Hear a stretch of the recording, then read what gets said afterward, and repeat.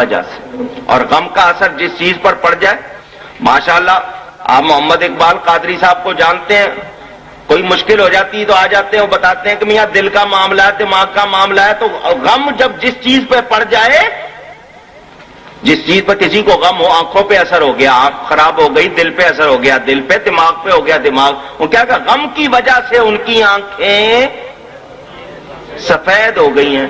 تو حضرت یوسف نے یہ نہیں کہا کہ میں مصر کا بادشاہ ہوں، ان کو یہاں لے آؤ، رائل فزیشین، شاہی معالج ہیں، یہاں لاؤ، ہم ان کا کوئی کام وام کریں گے، آپریشن کروائیں گے، ذرا چیک کروائیں گے، چیک اپ ہوگا، خون ٹیسٹ ہوگا، آنکھیں ٹیسٹ ہوں گی، بہترین آپریشن ہو جائے گا۔ نہیں، اٹھاؤ قرآن۔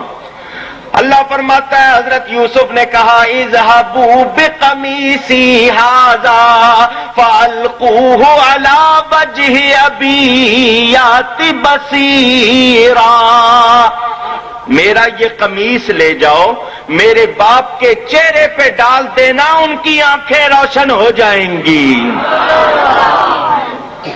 اب میں آپ سے پوچھتا ہوں، کیا قمیص جزو بدن ہے؟ بدن کا حصہ ہے؟ نہیں۔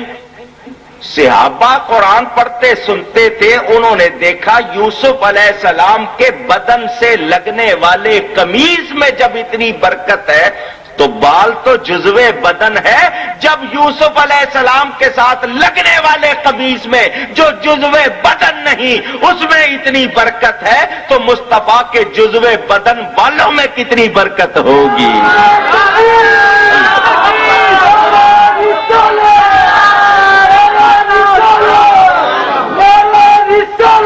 یا رسول اللہ، آپ کے بندے ڈھیلے ہیں، آپ کا نعرہ بڑا جوش، ان میں روٹیاں نہیں کھا کے آئے ہوئے، نعرہ ہی نہیں لگاتے۔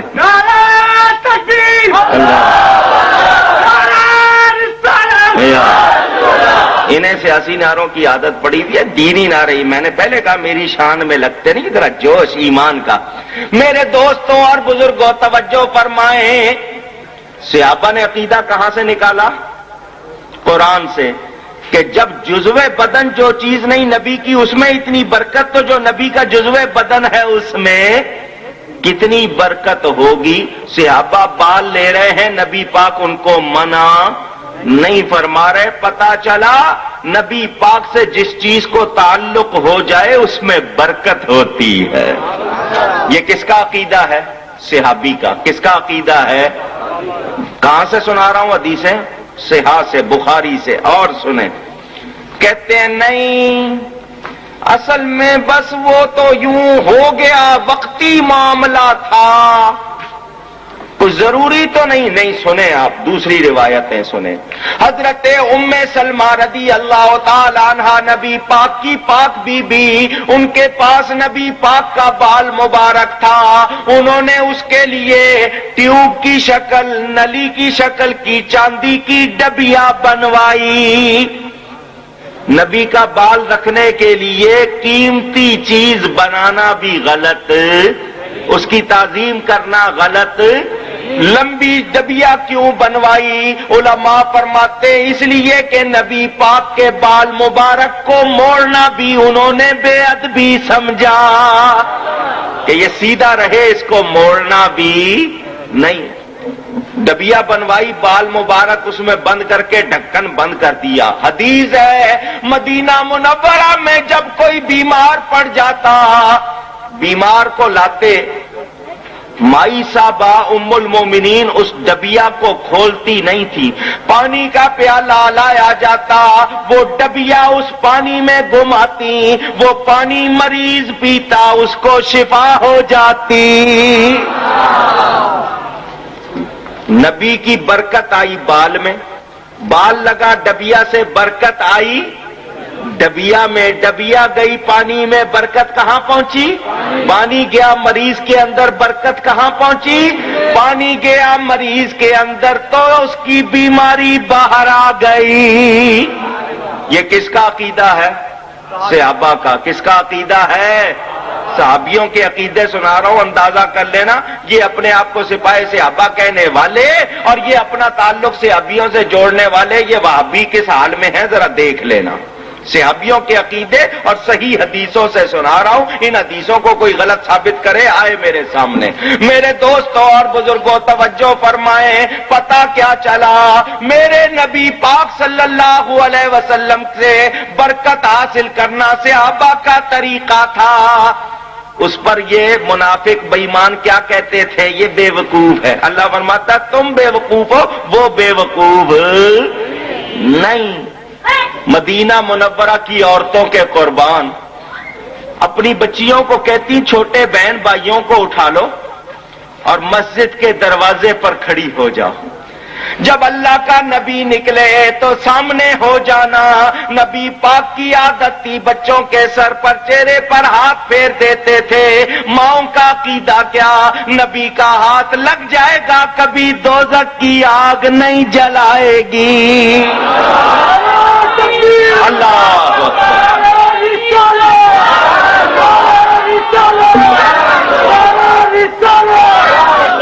آپ کے یہاں شہروں میں یہ رواج ختم ہو گیا، دیہاتوں میں ابھی تک ہے. چھوٹی چھوٹی بچیاں اپنے چھوٹے بہن بھائیوں کو لے آتی، لوگ دم کر دیتے ہیں، ہاتھ پھیر دیتے ہیں. یہ پرانا بزرگوں کا طریقہ. مدینے کی عورتیں نبی پاک چہرے پہ ہاتھ پھیرتے ہیں. ان کا عقیدہ کیا ہے؟ نبی کا ہاتھ لگ جائے گا تو آگ نہیں جلائے گی. یہ عقیدہ بھی حدیث سے سنیں. حضرت انس رضی اللہ تعالیٰ عنہ نبی پاک کے صحابی، ان کے گھر میں دوسرے صحابہ آئے، دعوت ہوئی، دسترخوان بچھایا تو وہ اس پہ داغ لگے ہوئے تھے، میلا تھا. ساتھیوں نے کہا انس یہ تو دسترخوان میلا. اچھا.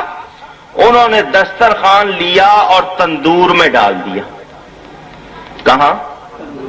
آگ لگی ہوئی تھی، تندور جس میں روٹیاں پکاتے ہیں اس میں ڈال دیا. وہ لوگ بڑے حیران کے کپڑے کو تو آگ جلا دیتی ہے، تم نے تندور میں ڈال دیا. فرمایا تھوڑا سا دم لو، ٹھہرو، ابھی دیکھو تو ہوتا کیا ہے. 2-3 منٹ گزرے، انہوں نے ہاتھ ڈال کے اس دسترخوان کو نکالا. وہ جلا نہیں بلکہ بالکل صاف ہو گیا، ڈرائی کلین، بالکل صاف. حیران کہ آگ کا کام جلا دینا ہے، اس نے جلایا نہیں، یہ صاف ہو گیا. حضرت انس فرماتے ہیں یہ تو دنیا کی آگ ہے، اس کو جہنم کی آگ بھی نہیں جلا سکتی. تو کیوں؟ بات یہ ہے، ایک دن نبی پاک صلی اللہ علیہ وسلم میرے گھر میں آئے تھے. میں نے نبی پاک کے سامنے یہی دسترخوان بچھایا. نبی پاک نے کھانا تناول فرما کے اس دسترخوان سے اپنے ہاتھ پوچھ لیے تھے. ہمیں اللہ یا رسول اللہ یا غوث، ہمیں دسترخوان سے ہاتھ پہنچنے کی اجازت نہیں. یہ نبی کی شان تھی. کو بزرگ کرے تو اور بات ہے، ہم کہاں سے کر لیں. تو انہوں نے ہاتھ پہنچ لیے تھے. حضرت انس فرماتے ہیں میرا عقیدہ یہ کہ اس کو نبی کے ہاتھ لگے ہوئے ہیں، یہ تو دنیا کی آگ ہے، اس کو جہنم کی آگ بھی نہیں جلا سکتی. اور سنیں خصائص کبریٰ میں امام سیوطی نے اس کو نقل کیا. بڑا مشہور واقعہ ہے، بڑا پیارا واقعہ ہے، دل کے کانوں سے سنیں. جنگ احد میں نبی پاک کا ہونٹ مبارک زخمی ہوا، خون نکلا. نبی پاک نے خون بہایا تاکہ آنے والوں کے لیے اللہ کی راہ میں خون بہانا نبی کی سنت ہو جائے، ان کے لیے اس میں ثواب ہو جائے. اگر نبی یہ کام نہ کرتا تو ہمیں نمونہ کہاں سے ملتا.